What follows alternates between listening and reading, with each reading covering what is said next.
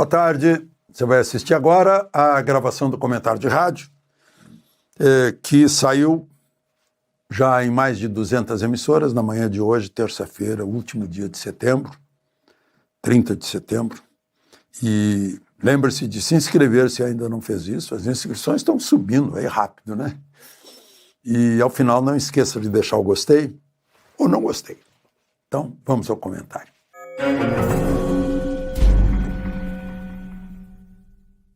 Bom dia. Moraes mandou Daniel Silveira para casa. Está indo para casa de tornozeleira, com o joelho ainda em recuperação, ele teve uma cirurgia no joelho, impedido de ter a voz digital que todos temos, que é a nova voz da democracia, frequentar redes sociais. Ele pegou 8 anos e 9 meses, simplesmente porque passaram por cima do artigo 53 da Constituição, que diz que deputados e senadores são invioláveis por quaisquer palavras, por ameaças, injúrias ao Supremo. Foi de boca. E contra a ordem, como é o nome? Ameaça ao Estado Democrático de Direito. Estado Democrático de Direito é quando a Constituição é cumprida, né? Isso é Estado Democrático de Direito. Bom, ele ficou a metade desse tempo preso. Estava ultimamente numa colônia agrícola, ou numa prisão agrícola lá em Magé. Pagou uma multa de 271 mil.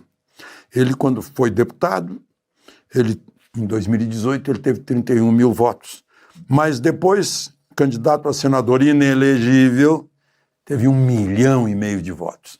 Ou seja, toda aquela celeuma em torno dele deu-lhe votos para protegê-lo. Recebeu a representação de 1.500.000 fluminenses.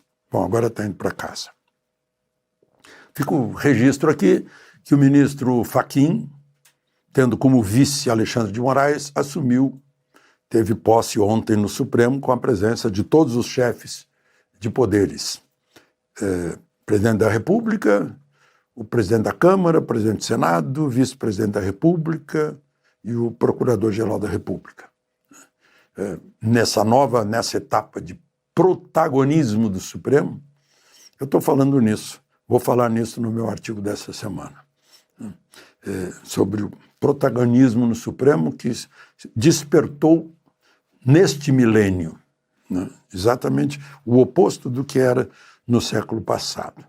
Bom, o Nicolas era relator desse projeto que inclui facções criminosas como o PCC, Comando Vermelho, na lei de terrorismo, a lei antiterrorismo, né?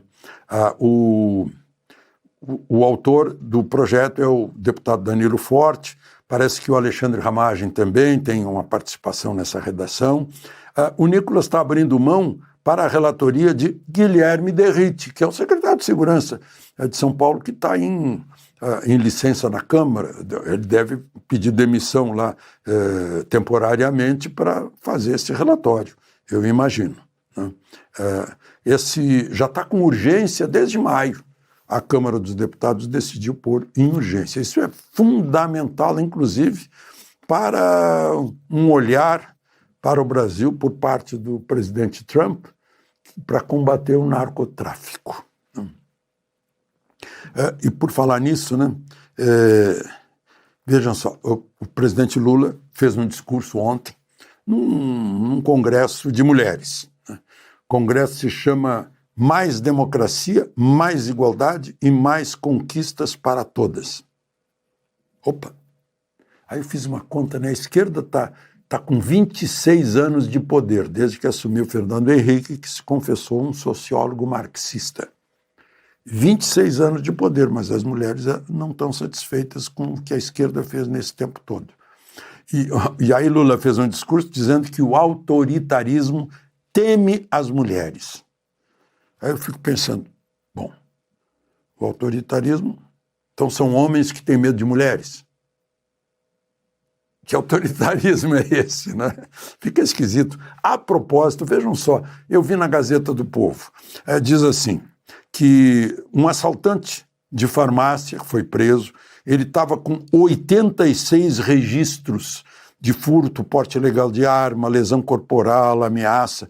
É um homem de 20 anos.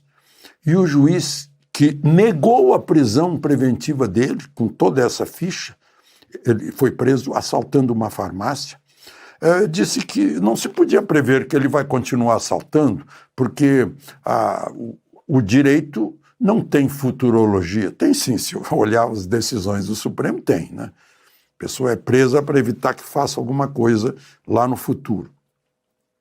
Aí descobriram que esse juiz que soltou o sujeito é marido daquela filósofa do PT que faz a apologia do assalto, né? Minimiza o assaltante, diz, assaltante é só necessidade, é um trabalho como qualquer outro, né?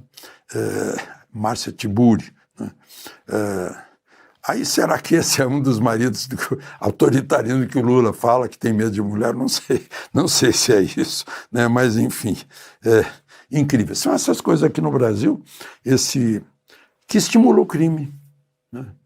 O crime aumenta porque é estimulado por esses pensadores, esses que se autodenominam intelectuais.